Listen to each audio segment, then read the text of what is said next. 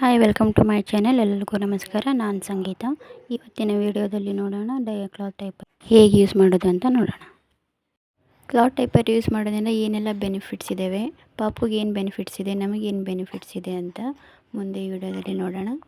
ಇವಾಗ ನೋಡಿ, ಒಂದು ಗ್ರೀನ್ ಕಲರ್ ಬಂದಿದೆ, ಇನ್ನೊಂದು ಬಂದುಬಿಟ್ಟು ಯೆಲ್ಲೋ ಕಲರಲ್ಲಿದೆ. ಒಂದು ಡೈಪರಲ್ಲಿ ಕೂಡ 2 ವೆಟ್ ಫ್ರೀ ಪ್ಯಾಡ್ಸ್ ಬಂದಿದೆ, ಇನ್ನೊಂದರಲ್ಲಿನೂ 2 ವೆಟ್ ಫ್ರೀ ಪ್ಯಾಡ್ಸ್ ಇದ್ದಾವೆ. ನೋಡಿ, ಇವು ಬಂದುಬಿಟ್ಟು ಸ್ನ್ಯಾಪ್ಸ್ ಬಟನ್ನು.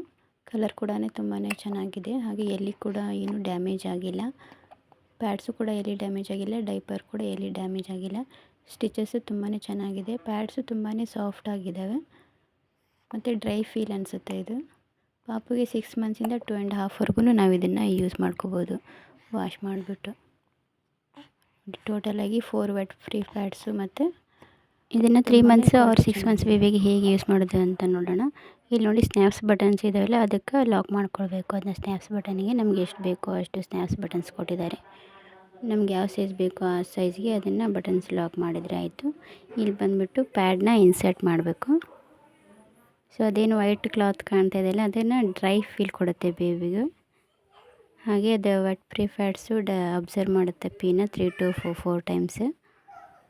ನೋಡಿ, ಈ ಥರ ಲೆಫ್ಟ್ ಮತ್ತು ರೈಟ್ಸು 2 ಬಟನ್ಸ್ ಕೊಟ್ಟಿದ್ದಾರೆ. ಅದರಿಂದ ನಾವು ಸ್ನ್ಯಾಪ್ಸ್ ಬಟನ್ಗೆ ಲಾಕ್ ಮಾಡ್ಕೊಳ್ಬೋದು.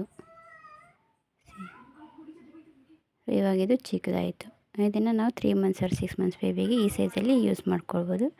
ಮತ್ತು ಅದನ್ನೇ ಓಪನ್ ಮಾಡಿದರೆ 2.5ವರೆಗೂ ನಾವು ಬೇಬಿಗೆ ಯೂಸ್ ಮಾಡ್ಬೋದು.